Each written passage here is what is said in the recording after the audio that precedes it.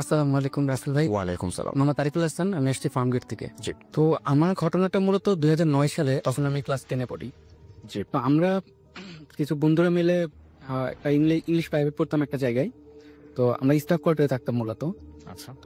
আমরা যে স্টাফ কোয়ার্টারে থাকতাম, আমাদের পাশে আরো 2টা স্টাফ কোয়ার্টার ছিল। আর তার মধ্যে একটা স্টাফ কোয়ার্টার মোটামুটি 98 দিকে বন্ধ করে দেওয়া হয়, কারণ ওইটার কোনো প্রোডাকশন ছিল না, এই জন্য সরকার থেকে ওটা বন্ধ করে দেয়। যেটা হয়, আমরা বন্ধুরা মিলে এক বন্ধু এসে আমাদের খবর দেয় যে ওই একটা যেটা বন্ধ এলাকা, সেখানে হচ্ছে কিছু ভবন আছে যেগুলো মোটামুটি ভৌতিক এবং অনেকে অনেক রকম কিছু দেখে। আচ্ছা। তো যেহেতু ক্লাস 9 এর 2009 সাল 10ম শ্রেণীর ছাত্র, সো আমাদের মধ্যে একটা উত্তেজনা কাজ করে। হ্যাঁ, ঠিক আছে, আইডিয়াটা ভালো, আমরা চলো একটু অ্যাডভেঞ্চার করে আসি, ওখানে যাই আমরা। হ্যাঁ ওখানে যাই আর কি।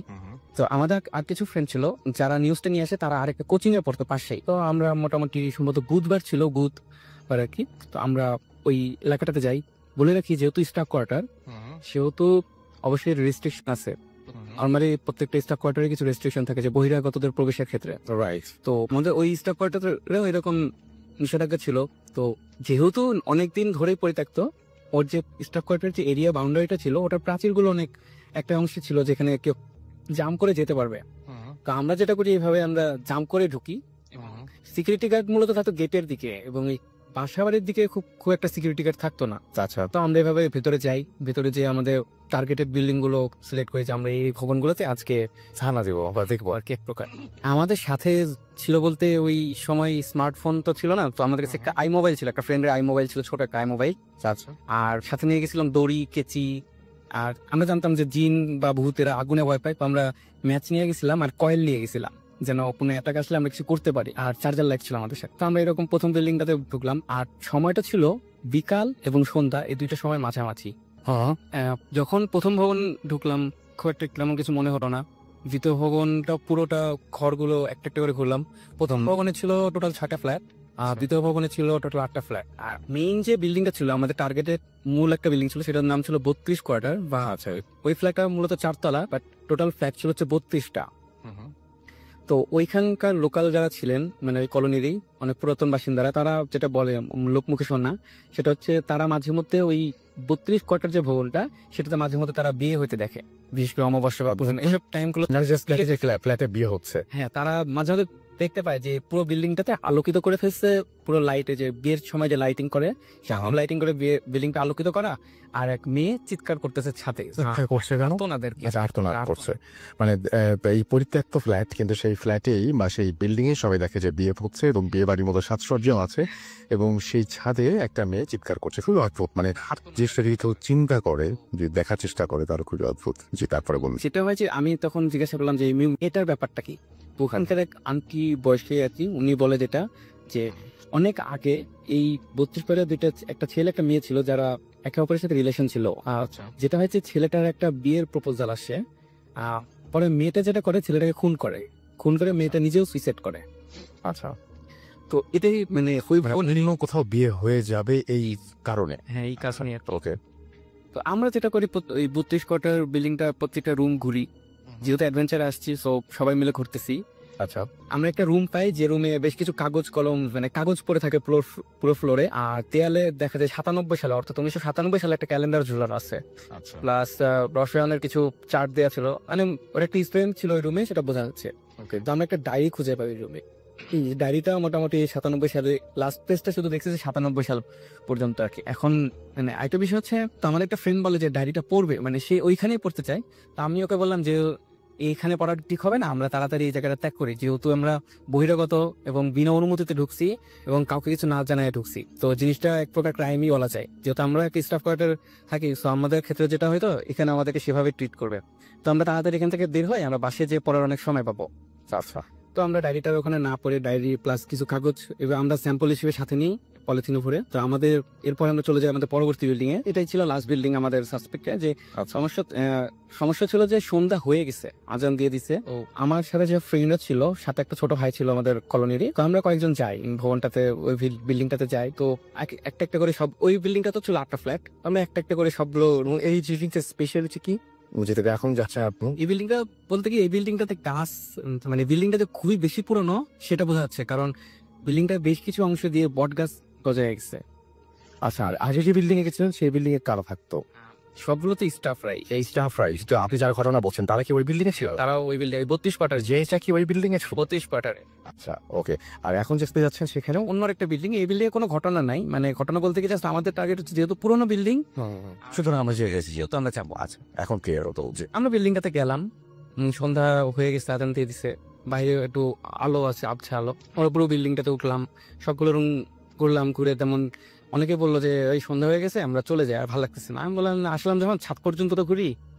আচ্ছা তো আমরা ছাদে গেলাম। তো জাস্ট আমরা সবাই ছাদে উঠছি এবং ছাদের মাঝের থেকে হেঁটে যাচ্ছি যে ওই কর্নারের দিকে যাব, এরকম একটা প্ল্যান। হঠাৎ করে আমাদের সামনেই একটা বেশ বড় সড়ো জায়গা ধরে, অর্থাৎ দেখা যাচ্ছে যদি আপনি ধরেন 1 ফুট মানে ব্যাসার্ধ রাখেন 1 ফুট, এরকম একটা রেডিয়াস নিয়ে আপনি ছাদটা ধসে পড়লো এখন চোখের সামনে? চোখের সামনে সাথে হঠাৎ ধসে পড়লো। আচ্ছা মানে জিনিসটা ভয় পেয়ে গেছি তখনই, যে উনি সন্ধ্যা হয়ে গেছে আর ছাদ ধসে দেওয়া আরো মানে ভয়ঙ্কর একটা ব্যাপারই। হ্যাঁ মানে যদি আপনার গায়ের উপরে পড়লে আপনি তখনই মারা যেতেন। আমরা যখন এটা দেখছি, আমরা আর সামনে না তাকে ছাদ ধসা দেখে আমরা ছেড়ে পিটে উল্টো দৌড়তেছি। মানে আমাদের টার্গেট হচ্ছে এখন আমরা যে কোনো মূল্যে এই এলাকা ত্যাগ করবো। আমরা দৌড়াচ্ছি, শুধু দৌড়াচ্ছি ভাই। আমরা যখন ছাদে ছিলাম তখন আবছা আলো ছিল, আর যখন আমরা নামতেছি, যেহেতু 4 তলা বিল্ডিং এর নামতে ভয় দৌড়াইতে নামতে আর কয় মিনিট লাগে, 1 মিনিটও লাগার কথা না। রাইট। বাট আমরা শুধু এটুকু বুঝতেছি যে আমরা দৌড়াচ্ছি এবং আমাদের পা ব্যথা হয়ে যাচ্ছে। তো আমরা যখন সিঁড়িতে উঠতেছিলাম তখন আমরা একটা জিনিস খেয়াল করছিলাম যে নিচতলায় এই সিঁড়ির একটা কিছু বাধা ছিল, যে সজনে গাছের ডাল টাইপ কিছু হবে। তো আমাদের টার্গেট ছিল যে আমরা যদি নিচতলা পৌঁছায় যাই তাহলে আমরা এই সজনে গাছের ডালটা দেখতে পাবো। বাট আমাদের মাথায় শুধু এটুকু, আমরা শুধু দৌড়াচ্ছি, বাট আমাদের এত ভয় পাচ্ছিলাম। দৌড়ানোর এক পর্যায়ে অনেকক্ষণ পরে যখন আমরা নিচে আসলাম তখন দিয়ে বাইরে অন্ধকার নেমে গেছে। আচ্ছা তো এখন আমাদের বাসায় যেতে হবে, বাসার রাস্তা মোটামুটি মাইল 3 বলতে পারেন। তো এখন যদি আমরা প্রত্যেক গাড়িতে করে চলে যাই তো যেটা হবে, প্রত্যেকের মধ্যে এখন একটা ভয় আতঙ্ক কাজ করতেছে। তো গাড়িতে করে গেলে গাড়িতেও আমরা এইসব বিষয় নিয়ে কোনো গল্প করতে পারবো না, কেউ কারোর সাথে ডিসকাস না করলে কারো মাথার মানে এরকম হালকা হয় না। তো পরিবেশটা হালকা করার জন্য আমি বললাম আচ্ছা এক কাজ করে আমরা হেঁটেই বাসায় চলে যাই। আচ্ছা তো সবাই বললো আচ্ছা ঠিক আছে বাসায় যাই। তো আমরা বাসায় গেলাম। যেহেতু আমরা একটা স্টাফ কোয়ার্টারে থাকতাম, তো আমাদের মধ্যে যেটা রুলস ছিল বলতে গেলে চলে যে আমরা সন্ধ্যা পরে কেউ বাইরে থাকতাম না, মাগরিবের নামাজ পড়ে সোজা বাসায় চলে যেতাম। তো আজকে বলতে গেলে দেরি হয়ে গেছে, তো আমরা এরকম যে যার মতো বাসায় চলে গেলাম কোনো ডিসকাস না করে। তো আমাদের কলোনিতে মূলত কারেন্ট যেত না। আচ্ছা যেহেতু আমাদের এরিয়াতে একটা পাওয়ার প্ল্যান্ট ছিল, আমাদের এই যে মানে আমরা যে স্টাফ কোয়ার্টারে থাকতাম ওদেরই একটা নিজস্ব পাওয়ার প্ল্যান্ট ছিল, আমরা ওখান থেকে বিদ্যুৎ নিয়ে নর্মালি কারেন্ট যেত না। তো আমি আমাদের যে মানে লাইনটা ছিল আমাদের কোয়ার্টারে, তো আমরা 2টা বাসা নিয়ে থাকতাম। আব্বুরা ছিল পাশের বাসায়, আমি থাকতাম পাশের একটা বাসায় পড়াশোনার জন্য আর কি। ওই রুম, ওখানে 2টা রুম ছিল। আমি যে বাসায় থাকতাম সেখানে একটা স্টোর রুম ছিল পাশের রুমটা, আর আমি থাকতাম পাশের রুমে। তো আমাদের মাঝখানে একটা দরজা ছিল। আচ্ছা তো যেহেতু কোয়ার্টারটা পাকিস্তানি আমলের, ওই বলতে পারে ওই দরজাটা বলতে গেলে কাঁঠাল কাঠের দরজা এবং খুবই শক্ত দরজা। আচ্ছা এখন আমি বাসায় পড়তে বসছি, বাসায় কাউকে কিছু না জানে, যেহেতু জিনিসটা একটু অন্যরকম, যে কাউকে কিছু জানাই নাই আর বাসায় এসে বলবো এখন ভয়ের কাহিনীটা। তো আমি এরকম পড়তে বসছি। সবচেয়ে অবাক করার বিষয় হচ্ছে যখনই আজান দিল এবং সাথে সাথে আমাদের রুমে কারেন্ট চলে গেছে, আমার রুমে বাস ওই দরজাটা ওই নবগুলো থেকে খুলে আমার খাটের উপর পড়ছে। তা আমি প্রচুর ভয় পেয়ে গেছি এবং জোরে দৌড় দিছি, ঘর থেকে বের হয়ে চলে গেলাম। যখন আমি আমাদের কলোনিটার চারদিকে রাস্তা ছিল, তার মানে প্রাচীর দিয়ে ঘেরা। তো প্রাচীরের পাশে ছিল আমাদের কলোনিটা পুরো রাউন্ড করে রাস্তা। তো প্রাচীরের পাশে ছিল আমাদের মাঠ, খেলার মাঠ। তো আমি প্রাচীরের পাশ দিয়ে হেঁটে যাচ্ছি, কোত্থেকে যেন প্রায় 1 ব্যাগ বালু, মানে একটা পলিথিনের ব্যাগের মধ্যে বালু ভর্তি কি যেন আমার মাথায় মারছে। আমি কেড়ে বলে প্রাচীরে হাত দিয়ে মারতে, প্রাচীরটা 6 ফিটের মতো প্রাচীর, প্রাচীরের উপর হাত তুলে উপরে তাকায় দেখলাম যে প্রাচীরের মাঠে কেউ নাই। জিনিসটারও ভয় লাগলো যে এমনিতে কারেন্ট নাই, তারপর রোড লাইন চলে আসছে, বাট মাঠে কেউ নাই। এই জিনিসটা অবাক লাগছে আমার কাছে। তো আমি প্রচন্ড ভয় পেয়ে আমি দৌড় দিচ্ছি। তো আমি জানতাম যে সবাইকে কোথায় পাবো। তো আমি ওই জায়গাটাতে চলে গেলাম, যে ওদেরকে জিজ্ঞাসা করলাম যে কি তোরা কি কেউ কিছু ভয় টয় পাইছস, আমার সাথে এরকম ঘটনা ঘটছে।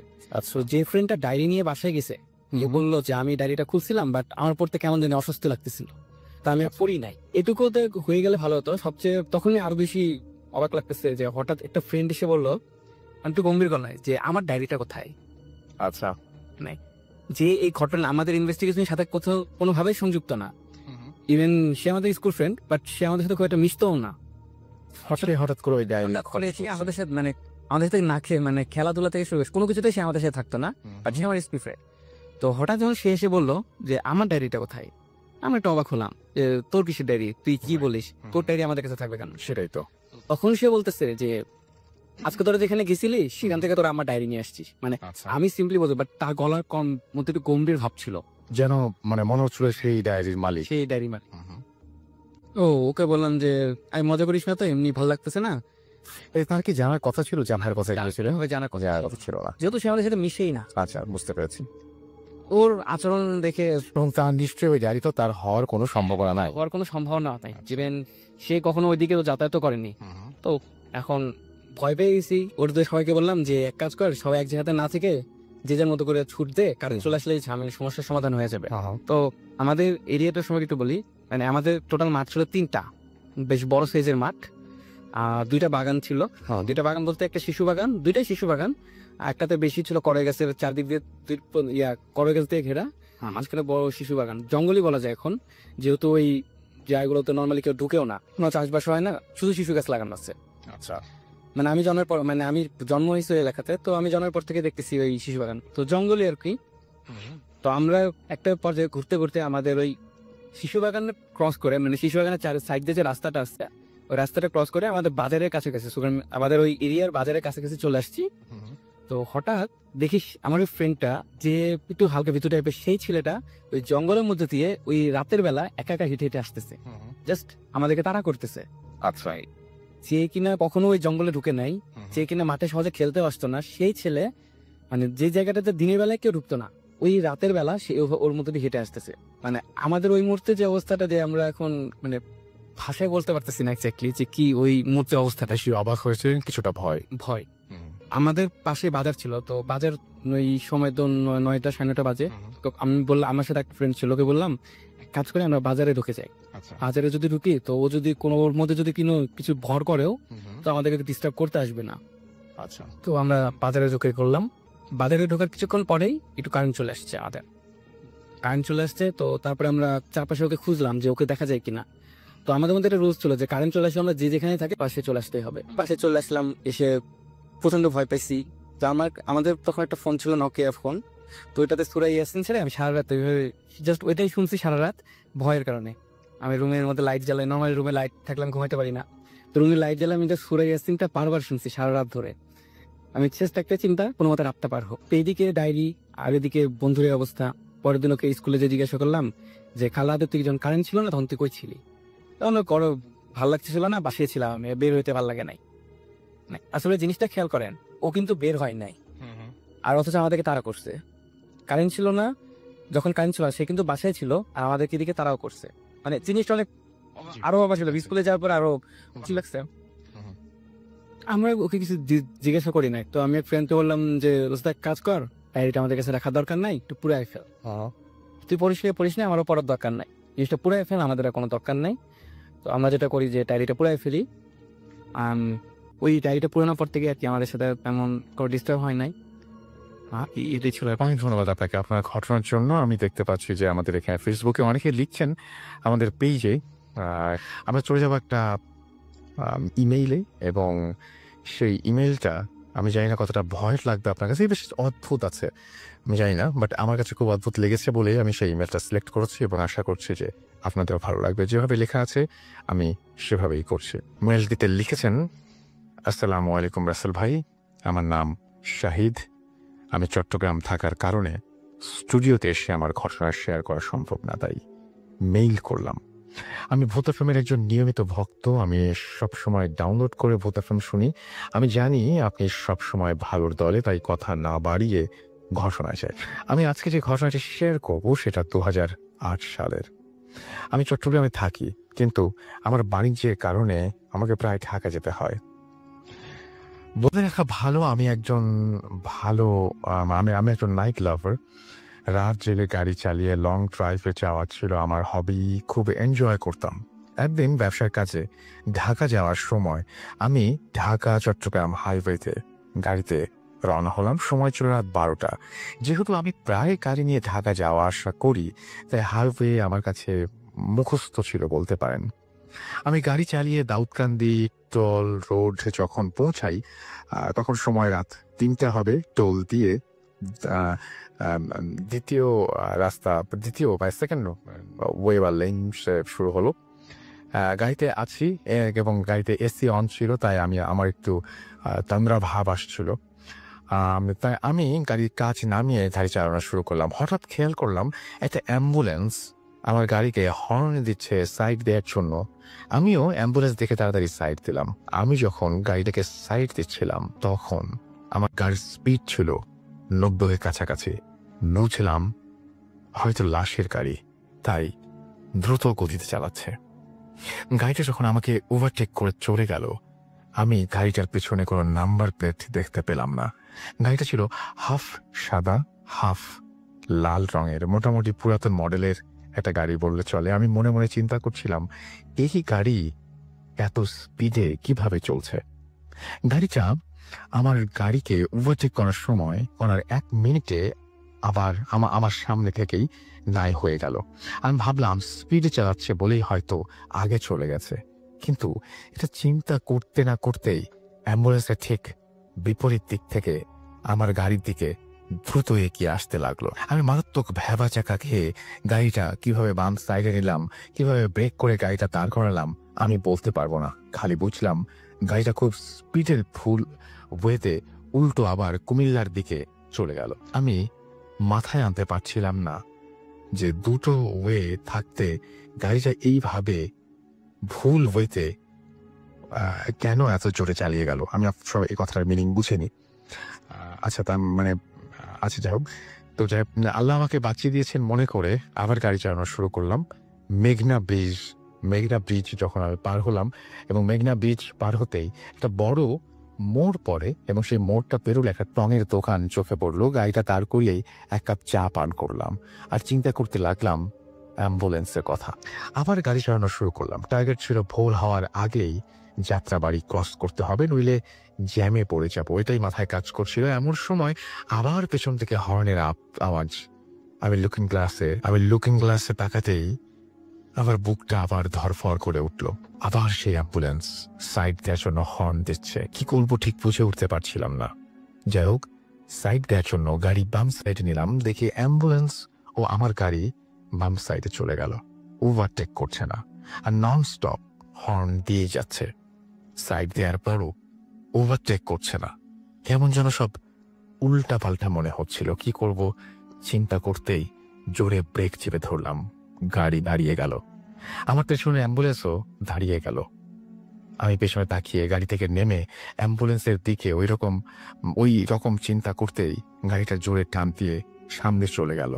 আমি মনে মনে চিন্তা করলাম, আমি কি ডাকাতের কবলে পড়তে যাচ্ছি? আশেপাশে গাড়ি মানুষ কিছু চোখে পড়ছে না। কিছুক্ষণ বসে থাকার পর চিন্তা করলাম আবার গাড়ি চালিয়ে সামনে এগোতে থাকলাম। 5 মিনিট গাড়ি চালানোর পর আবার সামনে অ্যাম্বুলেন্সটা। আমার গাড়ি দেখার পর অ্যাম্বুলেন্সটা স্পিড কমে আসতে লাগলো। আমি হর্ন দিয়ে সাইড খুঁজছিলাম, কিন্তু সাইড দিচ্ছে না। এইভাবে মিনিট 3 একই রকম চলার পর অ্যাম্বুলেন্সটা সাইড দিল। আমি ওভারটেক করে সামনে চলে গেলাম। সামনে গিয়ে পেছনে তাকাতে দেখলাম অ্যাম্বুলেন্সটা রোড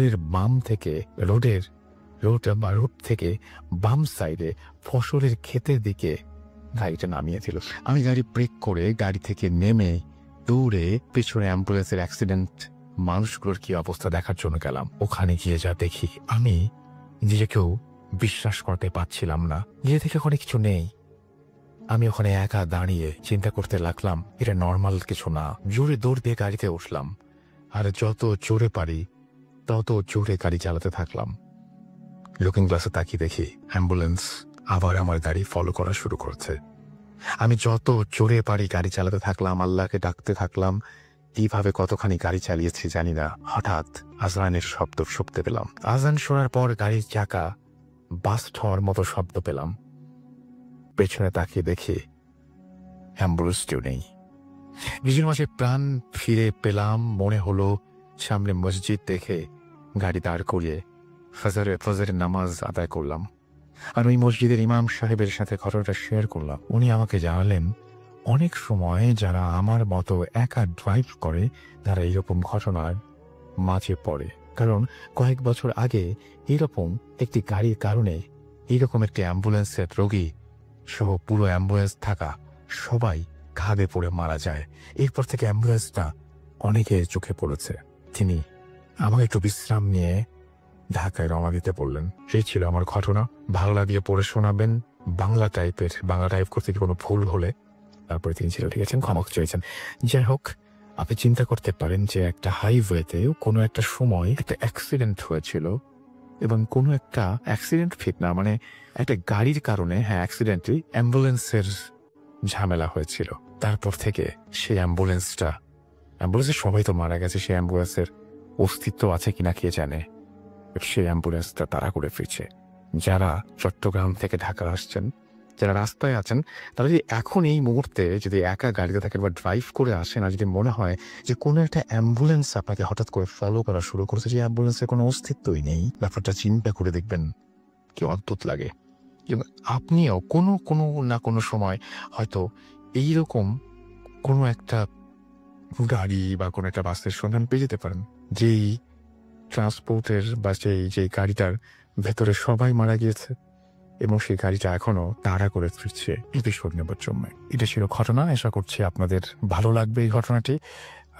দ্যাট নোট আমরা একটা ছোট্ট বিরতি নেব এবং বিরতির পরে আমরা আবারও ফিরে আসবো। সেই পর্যন্ত আশা করছি আপনারা আমাদের সঙ্গেই থাকবেন।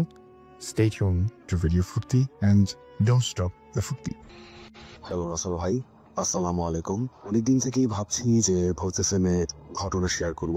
ঘটনা তো একটি বাড়ির পার্টিকুলার একটি রুমকে নিয়ে। তো বিল্ডিংটি ছিল একটি 3তলা বিল্ডিং এবং যে রুমটিকে নিয়ে এই ঘটনা সেটি হচ্ছে 2তলার একটি পার্টিকুলার রুম। ঘটনাটা বলতে গেলে একটু ব্যাকগ্রাউন্ডে বলতে হয় যে আমি 2007 সালে আমার গ্রাজুয়েশনের পরে একটি অফিসে জয়েন করি। সেই অফিসের বিল্ডিং এই যে ঘটনাটা ঘটেছে আর কি, সেই অফিসেরই এই বিল্ডিংটা। এটা ছিল 3তলা বিল্ডিং এবং ঢাকারই একটি স্বনামধন্য একটি জায়গায় এই বিল্ডিংটা। তো যে রুমটার কথা বলেছিলাম, 2তলার একটি পার্টিকুলার রুম। তো সেখানে রুমটা ব্যবহৃত হতো বেসিক্যালি স্টোর রুম কাম আর্কাইভ রুম। মানে রুমটাতে বিভিন্ন অপ্রয়োজনীয় বা আপাতত লাগবে না এরকম জিনিস যেভাবে স্টোর রাখা হতো। পাশাপাশি আমাদের কতগুলো আলমিরা ছিল, সেখানে বিভিন্ন গুরুত্বপূর্ণ ফাইল যেগুলো আসলে 2-4-5 বছর আগে সেগুলো আনপ্যাকিং করা হতো। এবং যেহেতু গুরুত্বপূর্ণ নথিপত্র সেখানে রাখা হতো, সবাইকেই বিভিন্ন সময়ে দেখা যেত যে ওটা রেগুলার বেসিসে অ্যাক্সেস করতে হতো। বাট ওই রুমটার যেটা বিশেষ একটা বৈশিষ্ট্য ছিল, যেটা হচ্ছে রুমটা মাঝে মাঝে হঠাৎ রুমটা একটি হরর এক্সপেরিয়েন্স দিত যারা রুমটাতে প্রবেশ করতেন। সাধারণত যেটা ঘটেছে সেটা হচ্ছে যে একা যারাই দেখা গেছে যে রুমটাতে প্রবেশ করেছেন, হঠাৎ করে তারা যেটা করতেন যে তারা বের হওয়ার যেই দরজাটা সেটা হারিয়ে ফেলতেন। এবং এই ঘটনাটা ওই অফিসের অনেকের সাথে ঘটেছে। তো এইটা দিয়ে অনেক কেউ ছিলেন যে তারা হয়তো ইউজ টু ছিলেন, তারা হয়তো ওয়েট করতেন। সবচেয়ে বড় যেই মানে প্রবলেমটা ছিল সেটা হচ্ছে ওই রুমটাতে কোনো মোবাইল নেটওয়ার্ক কাজ করতো না। কাজেই রুমটার ভেতরে আটকে গেলে অপেক্ষা করা ছাড়া যে অন্য কেউ ওই রুমটাতে আসুক, এছাড়া অন্য কোনো উপায় ছিল না যে অন্য কাউকে ডাকা বা নক করা।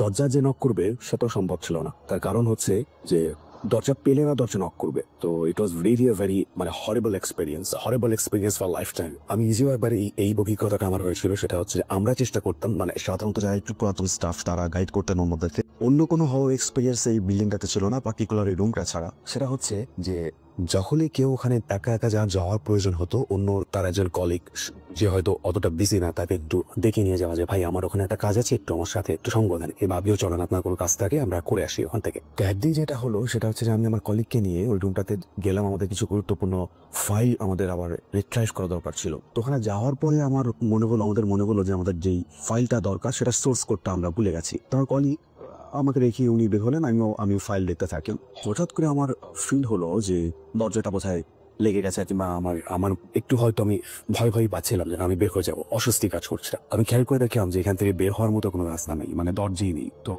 আমি জাস্ট আমি নো হয়ারের মধ্যে ফিলিংস যে আমি কি করবো, আমার মনে হচ্ছিল যে মাথায় ঘুরিয়ে তখনই হয়তো পড়ে যাবো। যাক আল্লাহর অশেষ রহমত যে কিছুক্ষণের ভেতরেই আমার কলিগ ওখানে চলে আসছেন এবং ওখান থেকে বের হয়ে যাওয়ার পরে আমি ওনাকে বললাম যে ভাই হোয়াট হ্যাপেন্ড উইথ মি। তখন বললেন আমাদের খুব একটা ভুল হয়েছে, নেক্সট টাইম যদি তুমি কখনো আসো তাহলে একটা কাঠ বা অন্য কিছু ওই দরজা মাঝখানে দিয়ে রাখা, মানে যাতে করে দরজাটা পুরোপুরি লেগে না যায়। দরজাটা পুরোপুরি লেগে গেলেই এই ধরনের ঘটনা সাধারণত করেছে। একদিন যেটা ঘটে সেটা হচ্ছে আসলেই মানে সো প্যাথেটিক এবং রিয়েলি হরেবল। আমাদের অফিসটাতে একটা নতুন একজন কলিগুলি জয়েন করে। তো মাঝে মাঝে দেখা যেত যে আমাদেরকে হয়তো 6টা-7টার পরেও মাঝে মাঝে থাকতে হতো, একটু লেট নাইট অফিস করতে হতো 7টা, 8টা, 9টা। আমরা থাকতাম সাধারণত।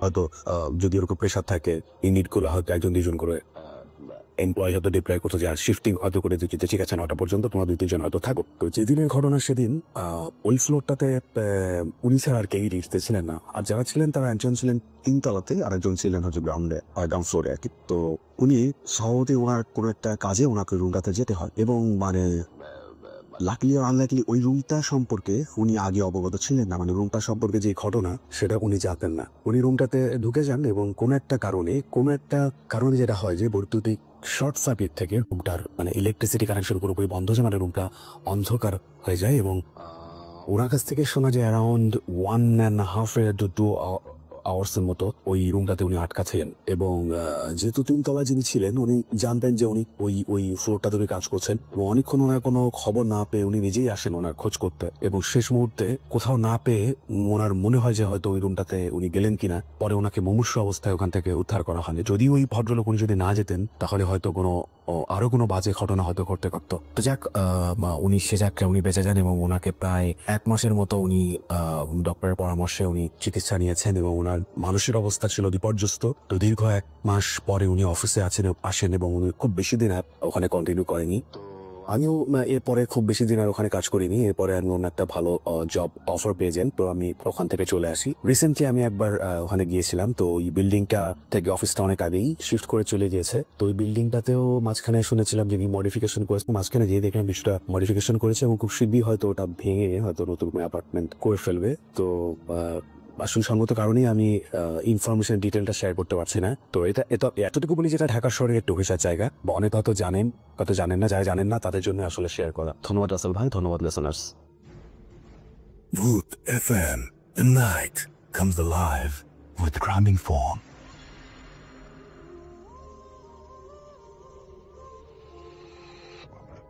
ওয়ালাইকুম রাসেল ভাই, আর আসলাম। আমি শেখত আহমেদ সাগর, জি তামিলনাড়ু থেকে এসেছি।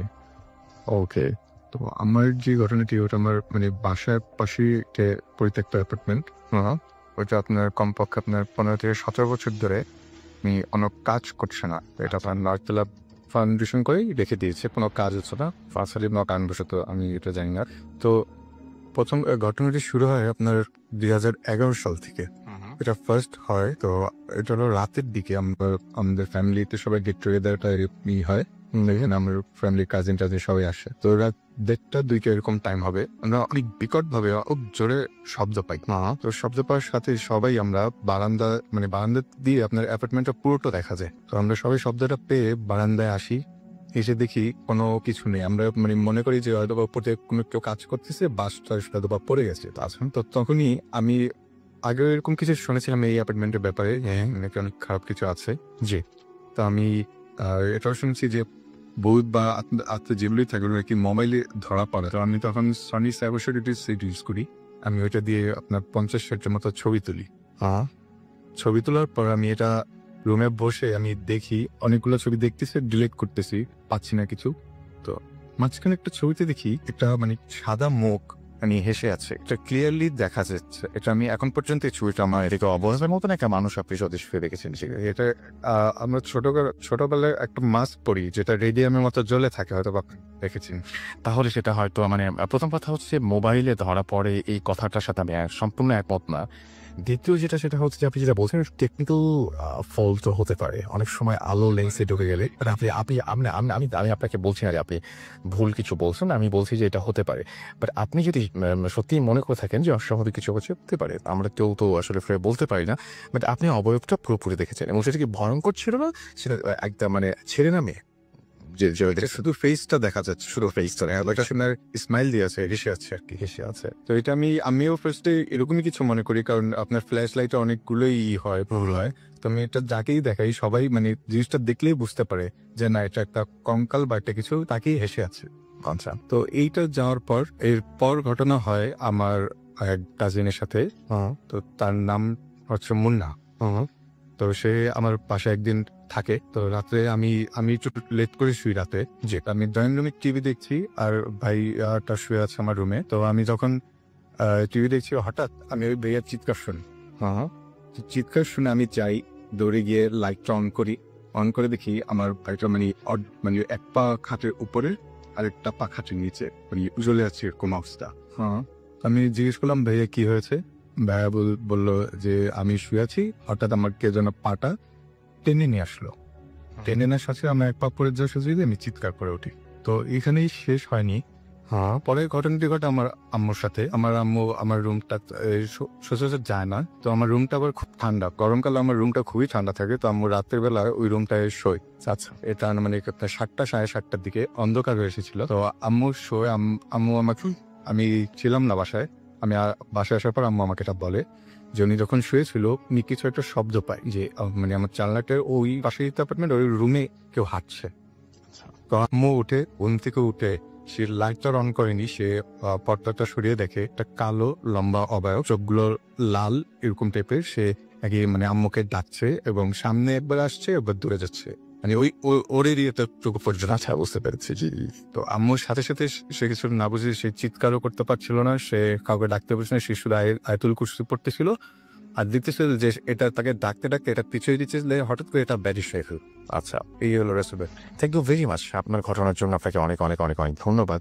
এবং এই যে ঘটনা আমরা শুনলাম, সেই ঘটনা নিয়ে আপনার যে কোনো মূল্যবান মতামত কিন্তু আপনি জানাতেই পারেন, অবশ্যই জানাতে পারেন। যেমন আমি আমার মতামত জানিয়েছি, আপনি চাইলে আপনার মতামত জানাবেন, কোনো সমস্যা নেই। কিন্তু আমরা এখন কিছু কমেন্ট পড়ব এবং আমি দেখতে পাচ্ছি যে আমাদের এখানে আমরা ওভার দ্য ফোনও কিন্তু কিছু ঘটনা শুনতে চাই। সুতরাং আপনি যদি ইন্টারেস্টেড হন তাহলে আপনি অবশ্যই ঘটনা ছোট করে শেয়ার করতে পারেন আমাদের সাথে। এম মিরাজ চৌধুরী আমাদের সঙ্গে আছেন, অনেকদিন পর তিনিও শুনছেন এবং তিনি বলছেন যে অনেক মিস করেছি তোমাদের, বাট ইনশাল্লাহ এখন থেকে রোজ থাকবো তোমাদের সাথে। Thank you very much Miraj, এবং আশা করছি যে আপনাকে রেগুলার পাবো অ্যান্ড ওয়েলকাম ব্যাক।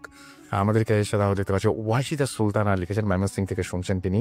তিতাস খান আমার সাথে আছেন এবং তিনি, তাকে সঙ্গে বেশ ভয় লাগছে। নয়ন আমাদের সঙ্গে আছেন গোলাম রাব্বানি। ভয় এমন একটা জিনিস, লাগছে না, যখন একবার ধরে ফেলে তখন আমার খুব ভয়ঙ্কর হয়ে যায়।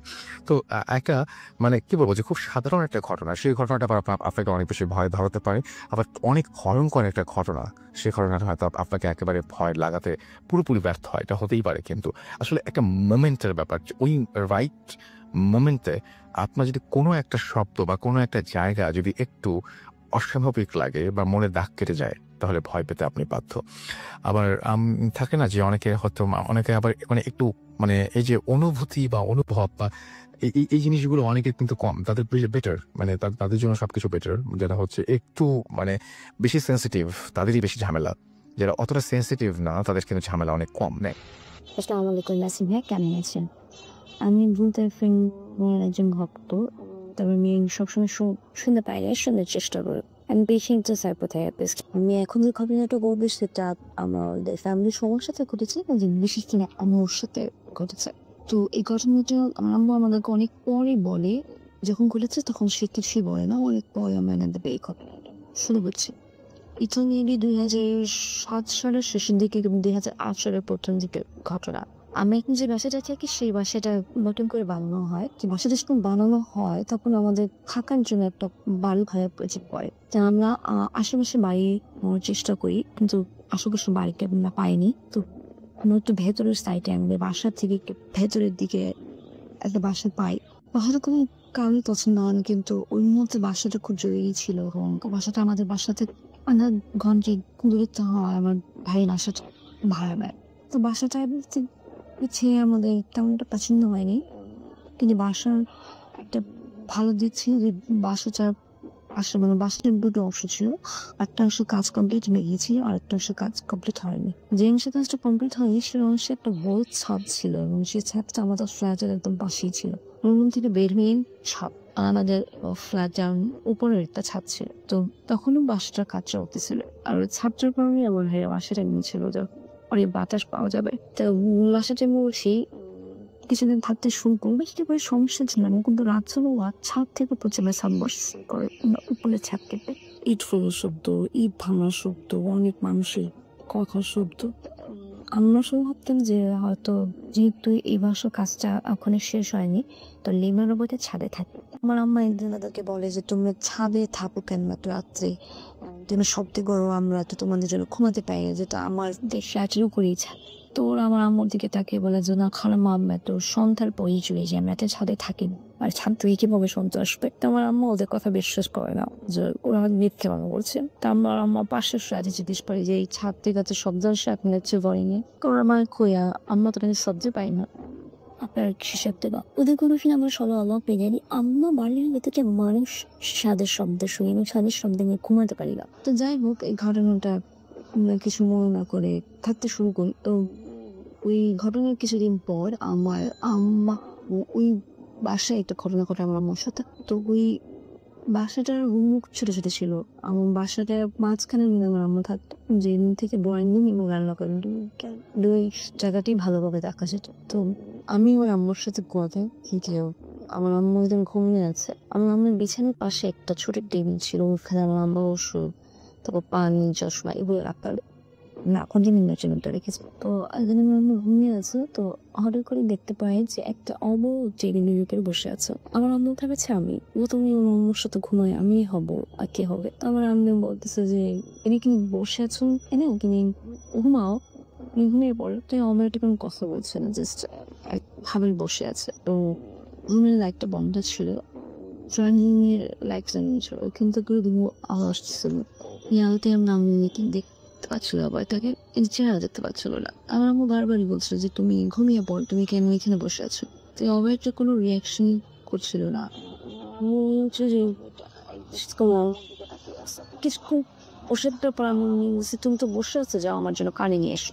আমাদের জন্য বলার পর অবৈধ উঠি রান্নাঘরের দিকে যায়। আর ঠিক সেই মুহূর্তে আমার আম্মু দেখে যে আমি পানি নিয়ে আমার আম্মুর রুমে ঢুকছি, ড্রয়িং রুম থেকে আমার আম্মুর রুমে ঢুকছি, আর ও আমার জাস্ট রান্নাঘরে ঢুকে যা। তা আমার আম্মু আমাকে দেখে বলছি, তুমি না রান্নাঘরে যাচ্ছ বেলা, তুমি আমার ড্রয়িং রুম থেকে কি করে আসো? তা আমি বলছি না, আমি তো আমি তো ড্রয়িং রুমে ছিলাম, রান্নাঘরের টিভি দেখছি।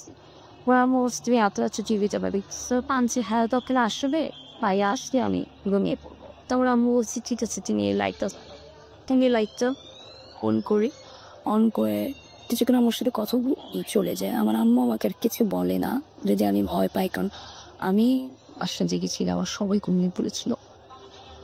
কিছুক্ষণ পর আমার ভাইয়ে চলে আসে, ভাইয়ে চলে আসার পর আমার আম্মু আমাকে জেগে নিয়ে যায় ঘুমানোর জন্য। তো আমি রুমে চলে যাই। তো পরের দিন সকালবেলা আমার আম্মু আমার ভাইয়াকে বলছে যে আমি এই বাসায় থাকি না, তো ওখানে আমার এত বাসা, দেখো এই বাসা তোমার ভালো না। ভাইয়া অবস্থা হ্যাঁ, আমিও বাসা খুঁজতেছি, আমার ওই বাসা তো ভালো লাগে না। বাসাটাতে প্রচণ্ড গরম, এত বড় একটা ছাদ, কিছু কোনো বাতাস নেই, প্রচণ্ড গরম ছিল। বিশেষ করে রাত্রে বলে এত গরম লাগতো না, যে গরমের কারণে আমার ভাইয়া ঘুমাতে পারতে না।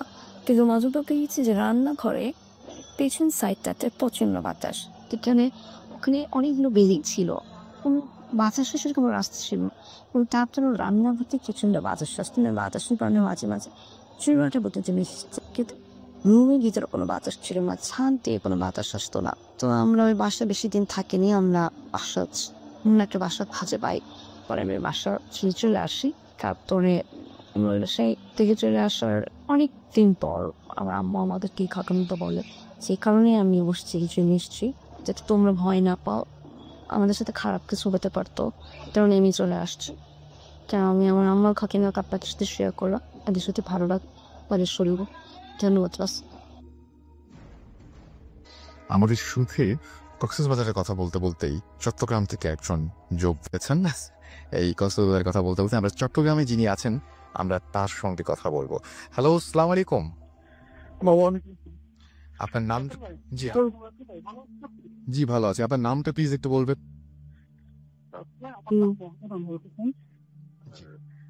আমি আছি চট্টগ্রাম। আচ্ছা, আপনার নেটওয়ার্কে মনে হয় একটু ঝামেলা হচ্ছে, আপনি যদি একটু আপনি আচ্ছা আপনার ঘটনাটা শুনি আগে আমরা। আচ্ছা, আমি আমার আজকে প্রায় 2 বছর যাবৎ আপনাকে বলে দিতে মারলে মাকে সময়কে দিয়ে উঠে ঘটনাটা হতে রাত ভাই। আমাদের আমার বাবার গ্রামের কি করতো, তো কথা খুবই অস্পষ্ট আসছে, কথা ক্লিয়ারলি আমরা শুনতে পাচ্ছি না কিন্তু। হ্যাঁ, আবার বলেন। আমার আপা গ্রামের একটা মুদি দোকান করতো, ওখানে মাঠে অবকলানি পুরো উপরে একদিন হতো অনেক সুন্দর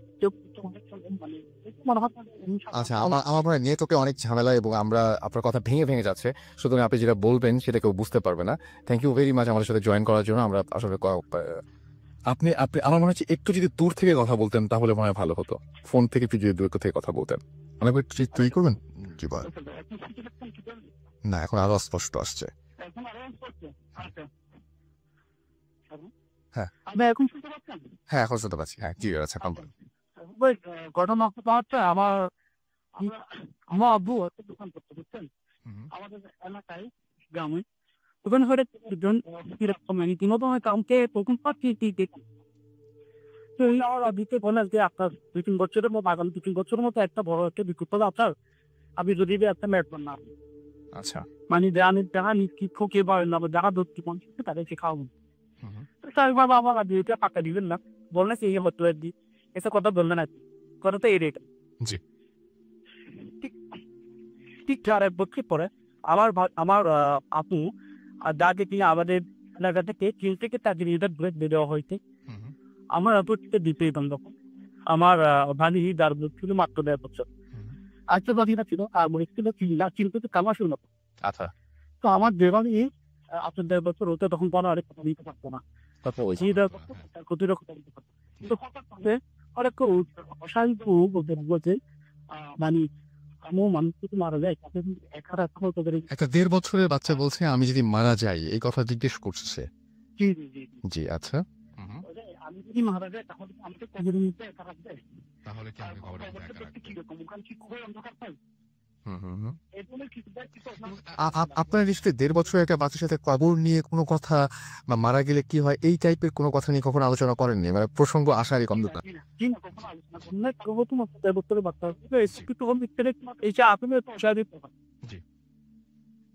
এর মধ্যে করে ঠিক না আরো বিভিন্ন রকম কথা বলতো, বিশেষ করে যখন কি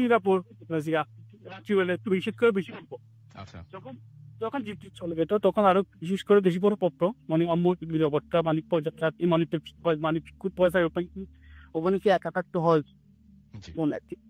ঠিক তার 2-3 দিন পরে আমার আপু আমাদের বাড়িতে, আমি বাপের বাড়িতে আপনি একটু দেখে রিক্সা করে, এটা হচ্ছে দেহ আজকের বদলামের তো আপু ছোট বাড়ির পাশে পড়ে কিন্তু মহাশয়ের একটা 12 গিয়ে নাম হচ্ছে বাইজার।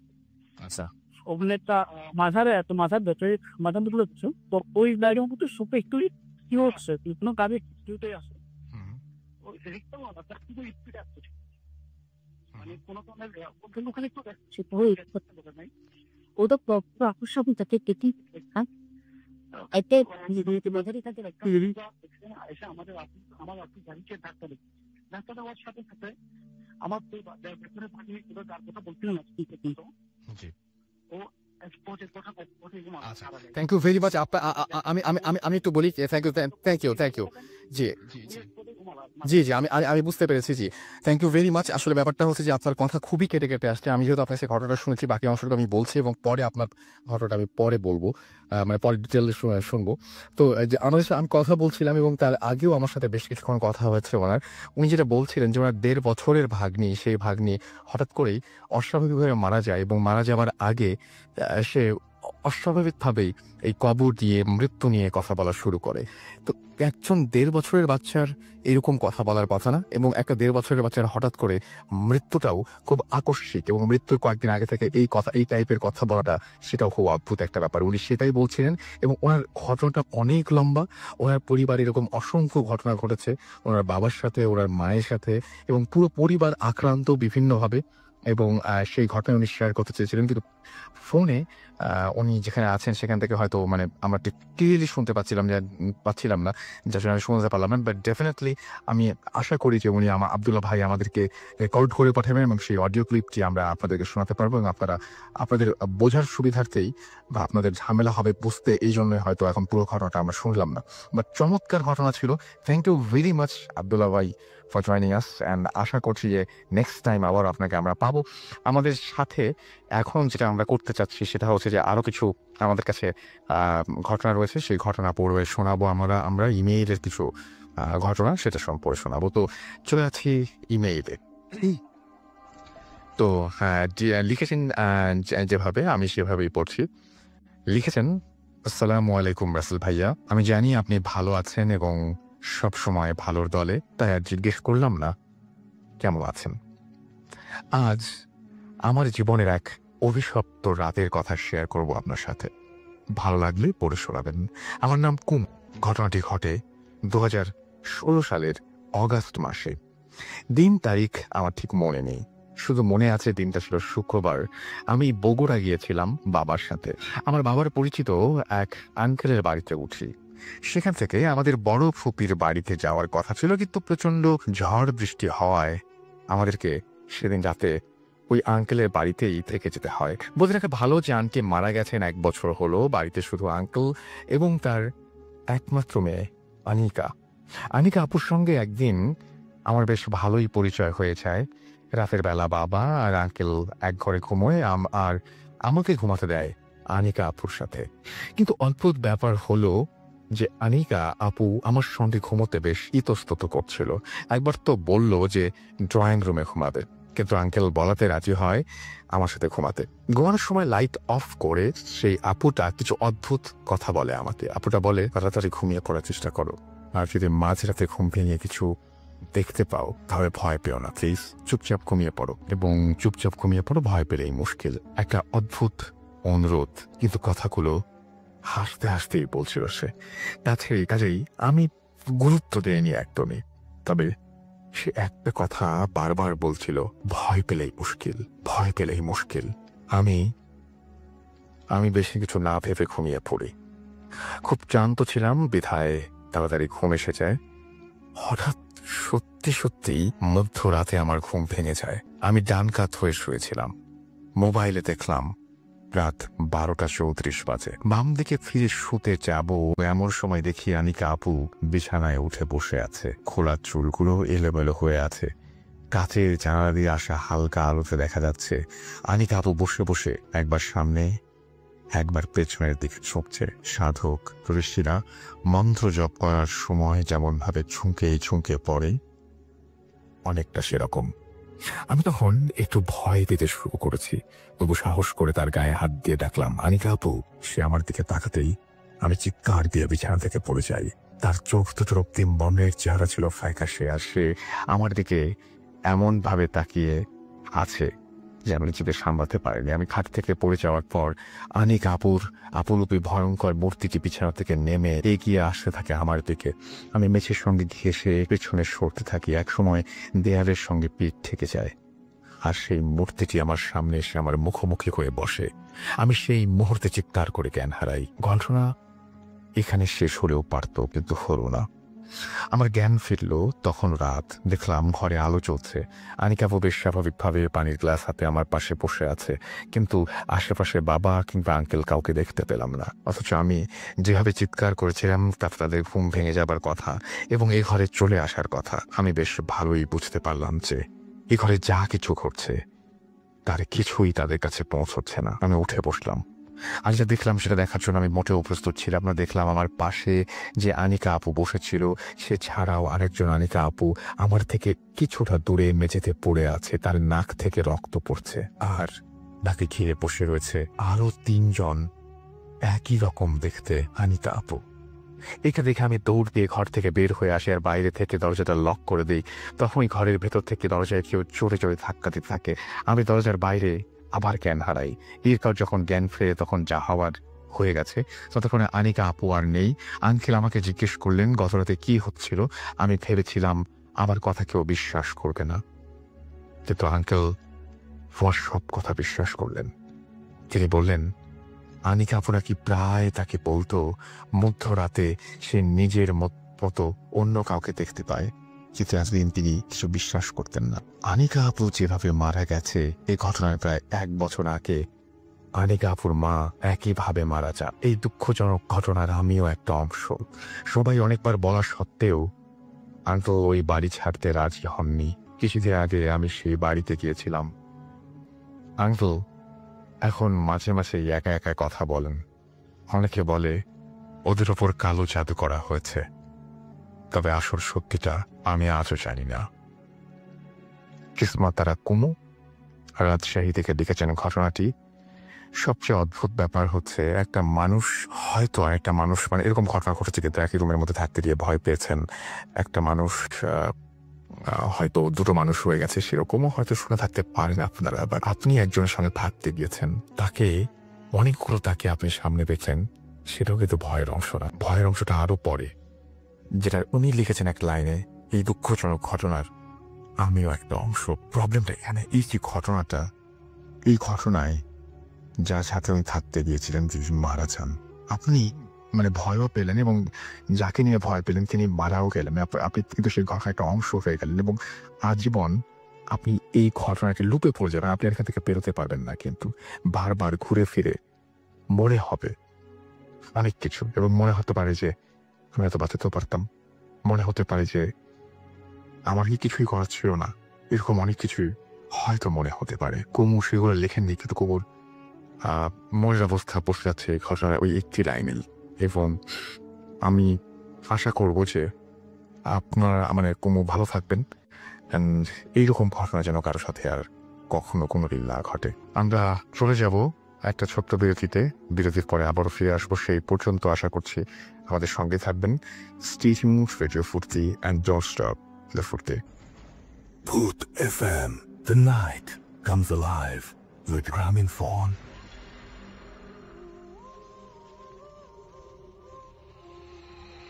Yes, the night comes alive with Gramophone. শুনছেন সবসময় রেডিও ফুর্তি 8.2 FM। আপনারা ফেসবুকে যেটা দিচ্ছেন সেটা আমরা পড়বো, তবে তার আগে আমাদের প্রথম যে অতিথি ছিলেন তার এটা কোনো ঘটনা না, তিনি একই সাথে মানে এটাকে কোইন্সিডেন্স বলতে পারেন, সেটা তিনি একটু শেয়ার করবেন। আপনার নামটা একবার প্লিজ একটু বলবেন, বলে তারপর আপনার ফটো আসবেন। আমি মোহাম্মদ তারিকুল হাসান, পামগেট থেকে। জি। আমি ঢাকা থেকে যখন ঈদের ছুটিতে বাসায় যাচ্ছিলাম, তো রাস্তায় টাঙ্গাইলের মধ্যে অনেক জ্যাম ছিল দেখে, তো রাতের মধ্যে চিন্তা করলাম যে কিছু একটা করি। তো ভূতের ফ্যামটা 16 থেকে ভূতের ফ্যামটা আমার শোনা হয়নি, তো আমি ওটা ডাউনলোড করলাম একটা সাইট থেকে, ডাউনলোড করে সেটা শুনতেছি। তো আমার সাথে যেটা ঘটছে, তো আমি শুনতে শুনতে একটা বর্ষে একটা ভাইয়া গল্প করতেছিল যে, মানে গল্প না, ওনার ঘটনা যেটা শেয়ার করতেছিলেন সেটা হচ্ছে উনি রাতের বেলা 5th ফ্লোর ওনার বাসায় উনি শুয়ে আছেন। তো উনি হঠাৎ করে একটা মহিলার আর্তনাদ শুনতেছে যে এমন কেউ কি নাই আমার এই বাচ্চাটাকে সাহায্য করবে, কিছু অর্থ দিয়ে সাহায্য করবে, এরকম কথাগুলো ছিল। তো আমি যখনই ঘটনাটা শুনলাম তখন আমি শকড, কারণ আমার পরীক্ষা ছিল 15 তারিখে, 15 তারিখের পরীক্ষা শেষ, আমি বাসায় যাওয়ার টিকিট কাটার জন্য টেকনিক্যাল যাচ্ছিলাম। তো টেকনিক্যাল থেকে আস্তে আস্তে আমি যখন খামার বাড়ি নামি তখন প্রায় 11:30 বাজে। তো আমি ইন্দিরা রোড দিয়ে আমার বাসার দিকে যাচ্ছি। ওই ভাইয়া যে গল্পটা বলছেন আমি যদিও পরে শুনছি, বাট 15 তারিখ রাতের বেলা আমি এইরকম 11:30টার দিকে রোড দিয়ে তখন যাচ্ছি, তখন শুনতেছি এক মহিলা কোলে একটা বাচ্চা কাপড় দিয়ে পেঁচানো, মহিলাটা একটু পাগলি টাইপের, মানে চুলগুলো আওলা ঝাওলা, মোটামুটি মধ্যবয়স্ক যে মহিলা, উনি এরকম একটা বিল্ডিং এর দিকে তাকায় থেকে চিৎকার করতেছে যে এমন কেউ কি নাই যে আমার বাচ্চাটাকে একটু সাহায্য করবে, আমার বাচ্চাটা অসুস্থ, আমাকে কি সাহায্য করবে। মানে জিনিসটা হচ্ছে এরকম, মানে ওনার ওই কথাটা যদি কেউ শুনতো, মানে অটোমেটিক ভালো হয়ে যেত, হয় না জিনিসটা এত করুণ আর তো না, মন খারাপ হয়ে যেত। মন খারাপ হয়ে যেত আর কি। আপনার কাছে যদি এই মুহূর্তে কিছু খুচরো টাকা থাকতো, নরম হয়ে যেত। হ্যাঁ, এবং আমি পেছনে তাকে মানে আশপাশে তাকে দেখি যে মানে রাস্তায় কোনো মানুষ নাই, আর উনি আরো আশপাশে যে আমি যে যাইতেছি উনি আমার দিকে পর্যন্ত তাকাচ্ছে না, উনি শুধু ওই বিল্ডিংটার দিকে তাকায় আছে। তো এবং ওই বিল্ডিংটাতে কোনো দারোয়ান ছিল কিনা বুঝলাম না, আশপাশে কোনো মানুষ নেই, শুধু আমি দেখতেছি ওই মহিলা ওই বিল্ডিংটার দিকে তাকায় থেকে এরকম আর্তনাদ করতেছে। তো এই জিনিসটা আমি কোইন্সিডেন্স কিনা জানি না, বা এরকম ঘটনা কি কারোর সাথে ঘটতেছে কিনা, যে এরকম এক বাড়ির সামনে এত রাতের বেলা এক মহিলা এরকম করে আর্তনাদ করতেছে। আসলে এটাই ছিল আমার কথা, যে আসলে কি আশপাশে কি সবাই এরকম বুঝতেছে এই জিনিসটা, যে রাতের বেলা এরকম এক মহিলা এরকম করে চাওয়াটা। আচ্ছা, মানে কোইন্সিডেন্স। হ্যাঁ, thank you very much, thank you. আপনাদের অনেক অনেক ধন্যবাদ আপনাকে। আমরা এখন একটা ছোট্ট ঘটনায় যাবো। এটা একটা ইমেল, এবং আজকের ইমেলগুলো পড়ে শেষ করতে চাই, অনেক ইমেল জমে গেছে। এবং আপনারা গ্রামের ঘটনা যারা শুনতে পছন্দ করেন, বারবার করে আমাদেরকে রিকোয়েস্ট করেন গ্রামের ঘটনার জন্য, গ্রামের ঘটনাটা শুনে নিন।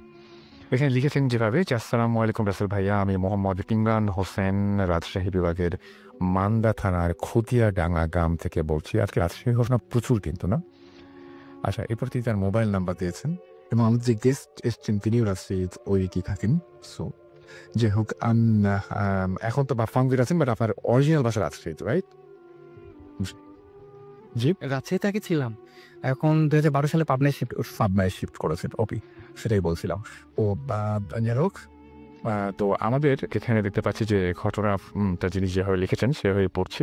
যেটা আমার দাদু ও ঘটনাটা চরম সত্য। এটা আমার দাদু ও জব্বার দাদুর কাছ থেকে ঘটনাটি সংগ্রহ করা। ঘটনাটি একটি ভয়ঙ্কর বিলকে নিয়ে। বিলটির নাম পাটবিলা।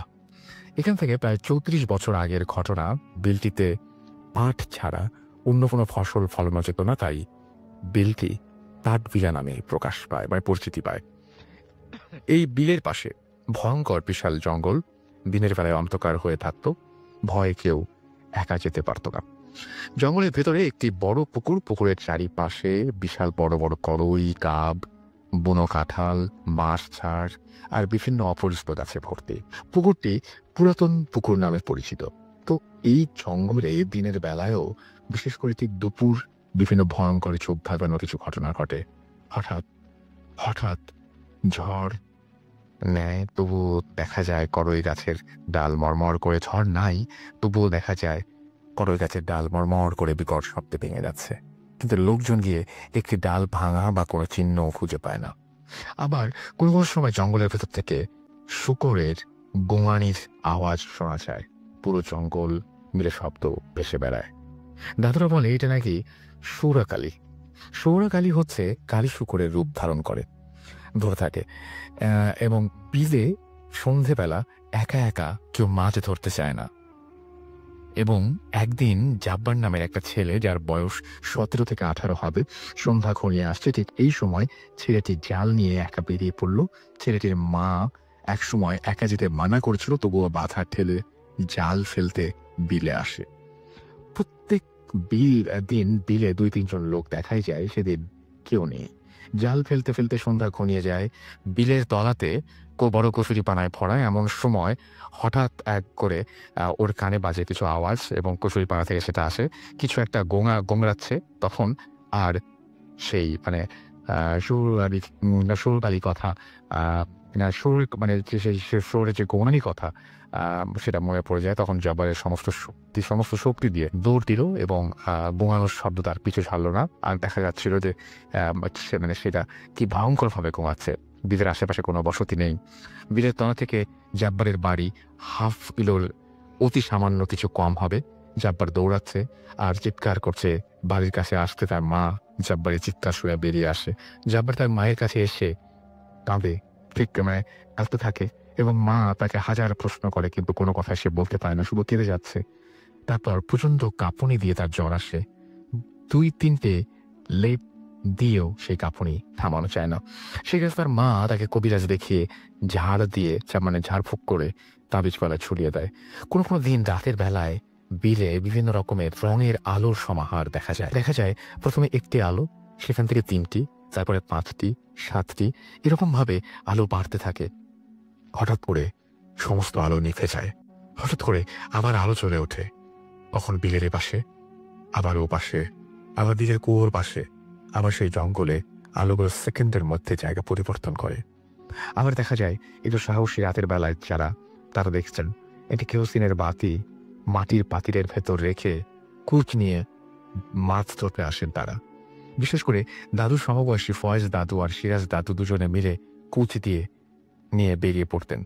কুচ হলো গ্রামের মানুষের আদি মাছ মারার বাঁশের তৈরি হাতিয়ার। তারা মাছ মারার সময় বিভিন্ন রকমের অদ্ভুত জিনিস তাদের নজরে পড়ত। বিশাল বড় ষাঁড় ফোঁস ফোঁস আওয়াজ করে লেজ নেড়ে চড়ে চড়ে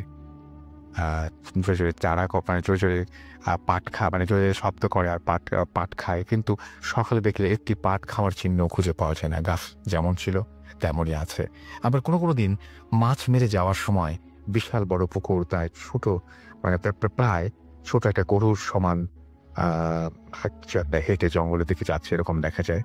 ফয়েজ দাদুরা চুপ করে থাকে, আবার অবাক দৃষ্টিতে দেখে, একটুও কথা বলে না, যদিও মানে সেটা তাদের আক্রমণ করে। চুপটি করে বসে তারা আল্লাহকে ডাকে। ফয়জাতুর বাড়িতে যেতে হলে সেই জঙ্গলের পাশ দিয়ে যেতে হয়। যাওয়ার সময় জঙ্গলের ভেতর থেকে ছুটে আসা ছোট ছোট বাচ্চার কান্নার শব্দ শোনা যায়। মাঝে মাঝে সেই কান্না শোনা যায়, শুনে মনে হয় 2 মাসের বাচ্চাকে কে যেন ধরে একাধারে ধরে রেখেছে এবং একাধারে সেই বাচ্চাটি কেঁদে চলেছে। কখনো বা ছাগল অথবা ভেড়া, তাদের গলার আওয়াজ পাওয়া যায়, ডাক শোনা যায় তাদের এই জঙ্গলের ভেতর থেকে। এসব অদ্ভুত ঘটনা সেই বিল ও জঙ্গলে ঘটতো। আর অনেকের সাথে এরকম ঘটনা ঘটেছে। সব ঘটনা বলা সম্ভব হলো না। সেই বিল এখনো আছে, সেই পুকুর এখনো আছে, যার পানি কখনো শুকায় না। মান্দার কোনো শ্রোতা আমার এই ঘটনা যদি শুনে থাকেন, যদি জেনে থাকেন বিল ও পুরনো পুকুর সম্পর্কে, তাহলে তিনি নিশ্চয়ই জানবেন। আশা করি তিনিও একমত হবেন। আমার এই ঘটনা যদি ভালো লাগে তাহলে পড়ে শোনাবেন। এই মান্দার বিল নিয়ে আমি আসলে আপনার লেখাটা, যে লেখাটা আসলে পড়ার পরে আমি সবসময় যেন বলছি একবার রিভাইজ করে ফেলতে পারলে খুব ভালো। অনেক সময় লাইনে এলোমেলো থাকে। তো যাই হোক, যারা মান্দার বিল সম্পর্কে জানেন তাদের কাছে রিকোয়েস্ট থাকো, যদি আপনি সত্যিই জেনে থাকেন তাহলে অবশ্যই অবশ্যই আমাদেরকে সব পুরোটা বা আরও সমস্ত ঘটনায় বিলে ঘটে বা আপনি যদি কোনো ঘটনা এক্সপিরিয়েন্স করে থাকেন সেটা আমাদের জানাবেন। আমরা আরেকটা ছোট্ট বিরতি যাচ্ছি, বিরতির পরে আবারও ফিরে আসবো। সেই পর্যন্ত আশা করছি আমাদের সঙ্গে থাকবেন। স্টে টিউনড রেডিও ফুর্তি অ্যান্ড ডোন্ট স্টপ দ্য ফুর্তি। হ্যালো রাসেল ভাই, এখন আপনার সাথে আমি যে ঘটনাটা শেয়ার করব সেটা আমার মামার সাথে করা। আমার মামা সরকারি চাকরি করে, কোনো গভর্নমেন্ট জব করে। তো উনি কাজের সুবাদে বা ওনার পোস্টিং রাজশাহীতে হয়নি, ওষুধ দেওয়ার কাজ করতো। মানে সরকারি যে ওষুধ, সরকার যে প্রত্যেক সরকারি হসপিটালের জন্য যে ওষুধ বরাদ্দ করতো, সেই ওষুধগুলো ওনাদের কাছে যে পৌঁছাইতো, ওনারা আবার হসপিটালে ওষুধগুলো দিত। তো যাই হোক, তো হঠাৎ তুমি যে কোনো কারণে ওই সরকারি হসপিটালে যায়। তো যাওয়ার পরে উনি যে উনি কি ওনার কি মতিভ্রম হয়েছিল নাকি আল্লাহ পাকি জানে। উনি ওনার বক্তব্য অনুযায়ী উনি যেভাবে বলছে যে আমি হসপিটালে যখন ঢুকলাম, ঢোকার পরে আমার কেন জানি মনে হলো যে আমার পরিচিত লোক এই হসপিটালে মর্গে মৃত অবস্থায় পড়ে আছে। ওর সৎকার হচ্ছে না ঠিক মতো, ওর কেউ খোঁজ খবর নিচ্ছে না এবং সে খুব কষ্ট পাচ্ছে। আমার কেন জানি এটা মনে হলো হসপিটাল পা দেওয়ার সাথে সাথে আমি কোনো কিছু সান্তাস না জেনে আমি মর্গের দিকে হাঁটা শুরু করি। আমি মর্গের দিকে যেতে থাকি। মর্গের দিকে যখন যাওয়ার পরে একজন ডাক্তার ছিল আমার পরিচিত, উনি আমাকে জিজ্ঞেস করলো আপনি কোথায় যাচ্ছেন। আমি বললাম যে আমার একজন পরিচিত লোক হয়তো মারা গেছে, লোকে দেখতে যাচ্ছে মর্গে। মর্গে তো 5-6 দিন আগের একটা লাশ আছে, ওটা তো এখনো কোনো ওয়ারিশ খুঁজে পাওয়া যাচ্ছে না। আপনি দেখেন যদি চিনতে পারেন তাহলে তো খুব ভালোই হলো, তাহলে আপনি ওটা সহি একটা হবে। তো উনি বলল আচ্ছা ঠিক আছে, আমি যে দিয়েছি। তো উনি রীতিমতো যায়।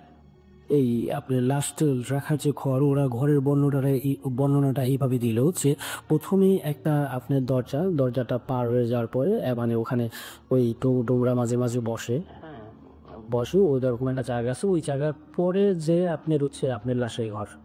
তো উনি ওই জায়গায় যাওয়ার পরে দেখে ডোম কেউ নেই। তো উনি নিচেই গেল ওই লাশের ঘরে। লাশের ঘরটা আবার আপনার ওখানে ফ্রিজ আছে, লাশ রাখান আর সবাই সেরকম বললো।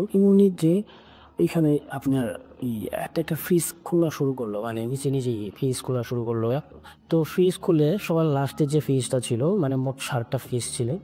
7টা ফ্রিজের মধ্যে সবার লাস্টের যে ফ্রিজটা ছিল, সেই ফ্রিজটা খোলার পরে উনি একটা লোক দেখতে পেল যে লোকটা মরে আছে। লোকটা হয়তো বর্ষা ছিল, কিন্তু মরার পরে লোকটার চেহারা কালো হয়ে গেছে যে কোনো কারণে। ওনার যেটা মনে হলো আর কি, আমাকে যেভাবে বলেছেন, আমাদের সবাইকে শেয়ার করেছেন, যেটা যে ওনার মনে হলো যে লোকটা ফর্সা ছিল, কালো হয়ে গেছে। কিন্তু মামার কেন জানি মনে হচ্ছিল মামা এই লোকটাকে চিনে। ভয়ের কি না বলতে পারবো না। তো মামা যে কোনো আমি ওই লোকটার রেকর্ডটা ওই লোকের পাশ থেকে কি পাওয়া গেছে এরকম একটা থাকে ডোমঘরে, ওদের কাছে থাকে। তো দেখার জন্য তো ফ্রিজটা আবার লাগিয়ে দিয়ে আবার বের হয়ে আসতেছে। তো হঠাৎ করে মামা শুনতে পারে পিছন থেকে কেউ মামাকে ডাকছে যে তুমি আমাকে ছেড়ে যেও না, আমাকে একটা ব্যবস্থা করে যাও, আমার এখানে অনেক কষ্ট হচ্ছে, আমি এখানে আর থাকতে পারছি না। তো মামা ঘুরে পিছনের দিকে তাকায় যে ঘরে তো কেউ ছিল না, লাশের ঘরেতে এই কথা কি বললো। তো উনি ঘুরে দেখে পিছনে আসলে কেউ নাই। তো উনি রীতিমতো একটু ভয় পায় যে কেউ নাই, অথচ কথা বললো, কে বললো। তো উনি আবার তাড়াতাড়ি করে বের হয়ে আসার সময় দেখছে যে উনি লাশের যে ঘর যেখানে লাশ রাখে আর কি, সেখান থেকে বের হতে পারছে না, কোনো কারণে বের হতে পারছে না উনি। তো তো ওনাকে আবারও সেই একই কথা বলা হয়, তুমি আমাকে এখানে রেখে যেও না, আমি এখানে খুব কষ্টে আছি, তুমি আমার একটা ব্যবস্থা করে দিয়ে তারপরে যাও। তো মামা একটু ভয় পায়, আবার একটু রাগেও, মানে একটু রাগান্বিতও হয় যে আমি এখানে থাকলে পরে কীভাবে ম্যানেজ করবো, আমাকে তো আপনার যে কোনোভাবে আপনার কাছ থেকে কী কী পাওয়া গেছে সেটাকে দিতে হয়।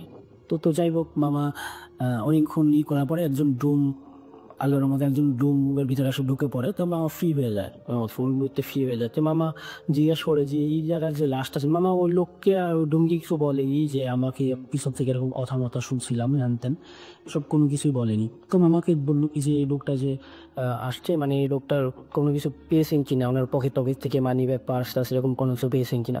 ওনারা বললো যে না, ওনার কাছে প্রথম ছিল না, একটা মোবাইল ছিল, তো মোবাইলটা মানে খুব বাজেভাবে দিয়ে গেছে, মোবাইলটা এখন আর কোনো কিছুই বোঝা যাচ্ছে না। তো মামা একটু টেনশনে পড়ে গেল, মামুর ডোমটা আবার বলে চলে গেছে। চলে মামা একটু টেনশনে পড়ে গেল যে আমি নাকি এখন কোথায় কীভাবে তাকে পাঠাবো, আর আমি ওটা চিনাও নাকি সে কিন্তু এক্স্যাক্টলি কোথায় দেখছি বা কোথায় কথা বলছে আমার কি আর হচ্ছে না। তে মামাকে অনেকক্ষণ ভাবার পরে মামা চিন্তা করলো যে এই লোকটাকে আমি এমন একটা হাসপাতালে দেখছি, মানে খুব প্রত্যন্ত একটা এলাকায় সরকারের একটা কমিউনিটির একটা হসপিটাল আছে, সেখানে উল্লেখ করেছে মামা মনে করছে। তখন একটা কথা মামা আবার শুনতে পেল যে তুমি ঠিক ভাবছো, এটা মামা আমাদেরকে বলছে, তো ঠিক ভাবছো। তো মামাকে যখন এই কথা বলছে, যখন মামা বের হয়ে আসতো, মানে ভ্রম থেকে যখন বের হয়ে আসবে, তখন মনে হচ্ছে যে মামাকে কেউ, মানে তার পায়ে, মামার পায়ে কে যেন ছুঁয়ে গেল, মানে মামার পায়ে মনে কি যেন ছুঁয়ে গেছে, মামার পা মানে এরকম ছুঁয়ে গেল, জানি না, এটা মামা বলছে, এটা ছুঁয়ে গেল। তো মামা বের হয়ে চলে আসলো, আশা করে ওই কমিউনিটি হসপিটালে মামা ইনফর্ম করলো সেরকম এরকম একটা লাশ এখানে আছে, আপনারা ওখানে যদি একটু মিসিং থাকে আপনারা কাইন্ডলি এখানে এসে একটু দেখে যান।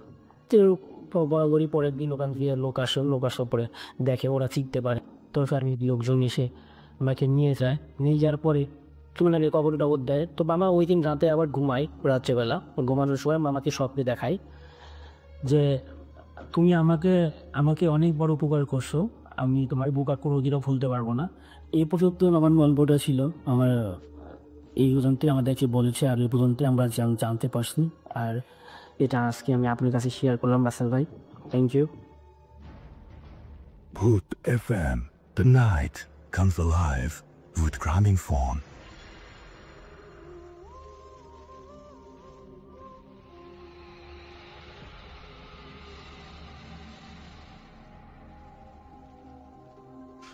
Welcome back. আবারও ফিরে এলাম এবং আজকে রাতের শেষ ঘটনাটা শুনবো এখন আমরা। এটা একটা ইমেল, আজকে রাতের শেষ ইমেল। যেভাবে লিখেছেন সেভাবে পড়ছি। হাই রাসেল ভাই, আমি শাহুল ইসলাম, বাড়ি সামান্তা, মহেশপুর, ঝিনাইদহ। বাহ, এখন আবার আমরা যাচ্ছি খুলনা থেকে। আশা করছি ভালোই আছেন, কারণ আপনি সবসময় ভালো দলে। আমার পক্ষে স্টুডিওতে আসা সম্ভব নয়, তাই আমি চাই আমার ঘটনাটি আপনারা পড়ে শুনুন। এখন আমি ঘটনা শুরু করছি। ঘটনাটি রুস্তমের ভাইয়ের কাছে শোনা, যার বাড়ি আমাদের বাড়ির পাশে। 22 বছর আগে রুস্তম বিবাহ করেছে। 2 বছরের মধ্যে তার একটা কন্যা সন্তান হয়। এ পর্যন্ত সব ঠিকঠাক ছিল। তারপর একদিন গ্রামের মানুষের সাথে সে মাছ ধরতে যায়। ঘটনার শুরু এখন। আমি আবারও বলছি, যারা গ্রামের ঘটনা বারবার করে আমাদের শুনতে চান, আর তাদের অনেকেরই অভিযোগ শহরের ঘটনাকে আপনাদের একদমই ভালো লাগে না, শুধু গ্রামের ঘটনাই ভালো লাগে। আমি আপনাদের জন্য পরপর দুটো ঘটনা কিন্তু পড়ছি, কিন্তু আমার সবচেয়ে মজার ব্যাপার হচ্ছে গ্রামের ঘটনা কিন্তু অলমোস্ট প্রতিদিনই কোনো না কোনো থাকে। তারপরেও মানে কেন আমি জানি না, যাই হোক, আমাদের সাথে সব রকম ঘটনা মিলিয়ে কিন্তু আমরা রাখি। আপনি দেখেন এপিসোডগুলো শুনে। যাই হোক, মাঝরাতে হঠাৎ তারা দেখতে পেল 10 কেজি ওজনের অনেক বড় বড় মাছ, মাছে ভর্তি বিল। এই দেখে সকলে মাছ ধরা বন্ধ করে দেয়। বড় মাছ কেউ ধরে না। রুস্তম নতুন মাছ ধরা লোক হওয়ায় একটা মাছ ধরে, তারপর সকলে ফেলে দিতে বললে তা ফেলে দেয় এবং বাড়ি ফিরে আসে। এই মাছ না ধরার কারণ হলো, পূর্বপুরুষদের কাছ থেকে সকলে শুনে আসছে বিলের মাঝে মাঝে বদ জিনের উৎপাত হয়। তখন তাদের খপ্পরে পড়ে গেলে তারা জীবনের শান্তি নষ্ট হয়ে যায়। বদজিনের খপ্পরে সকলে সহজে পড়লেও বুঝতে পারে, এটাতে তারা অভ্যস্ত। 1971 সালে পাকিস্তানিরা মানুষ মেরে এই বিলে ফেলে রাখলো। তারপর থেকে এটা শুরু। কথিত আছে গ্রামের কবিরাজ বদজিন কিভাবে খপ্পর তৈরি করে তা থেকে সকলকে আগে থেকে বলতো। এই কবিরাজের মৃত্যু হয় বদজিনের খপ্পরে পড়ে। এরপর বাড়ি এসে রুস্তমের আচরণ অদ্ভুত হয়ে যায়।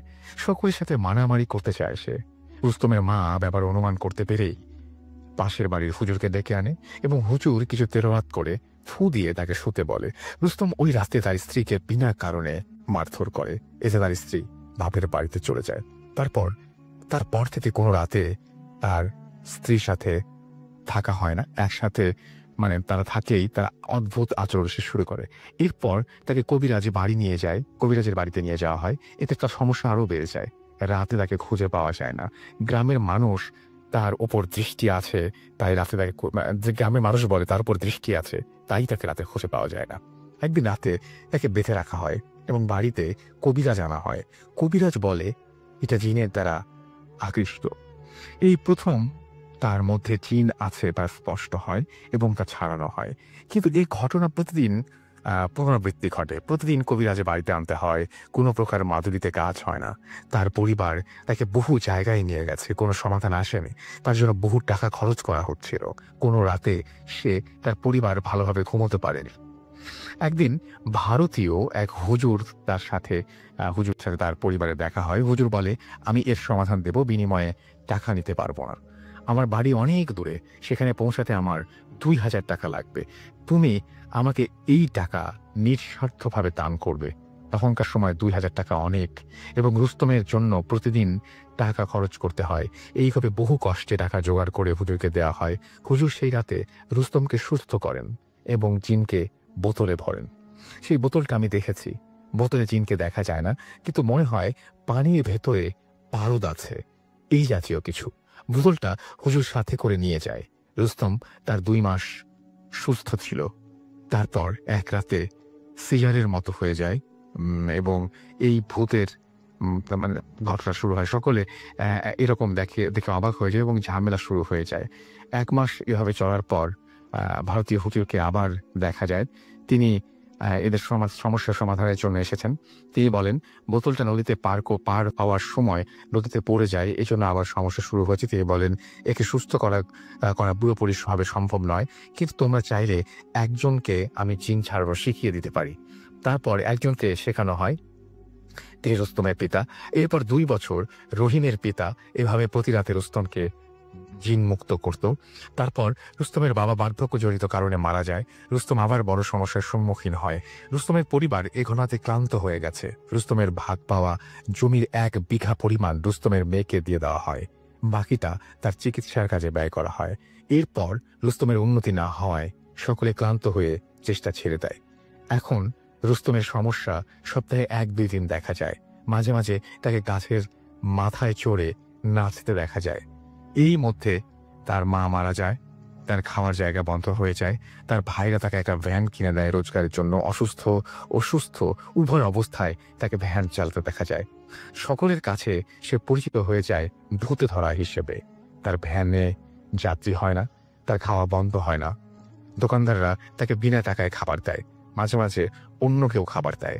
এলাকায় তাই সে মানে বেশ বিখ্যাত আর কি। তাকে দেখা যায় তাকে রুস্তমের এই ঘটনার জন্য সকলে তার প্রথম দিনের মাছ ধরাকে দায়ী করে।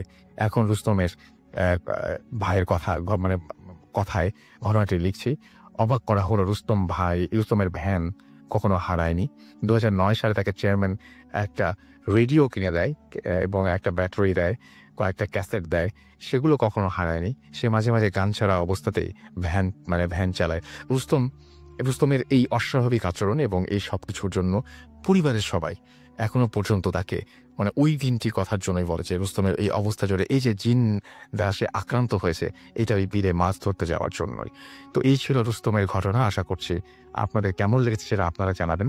এবং আমি আপনাদের কথা অনুযায়ী বেশ কিছু ঘটনা পড়লাম যেগুলো আসলে পুরোপুরি গ্রামের ঘটনা, এবং আমি আশা করব যে যারা চেয়েছিলেন যে গ্রামের ঘটনা বেশি বেশি শুনতে, তাদের সেই আশাটা পূরণ হয়েছে। কথা হবে আবারও আগামী সপ্তাহে। সেই পর্যন্ত সবাই ভালো থাকবেন, সুস্থ থাকবেন, সুন্দর থাকবেন, মোস্ট ইম্পর্টেন্টলি ফুর্তিতে থাকবেন। এবং আমাদের অবশ্যই পেজগুলো ভিজিট করবেন, www.facebook.com/velivotfurti and www.facebook.com/bhutafm.rafael। আজকের মতো এখানে শেষ করছি। টাটা।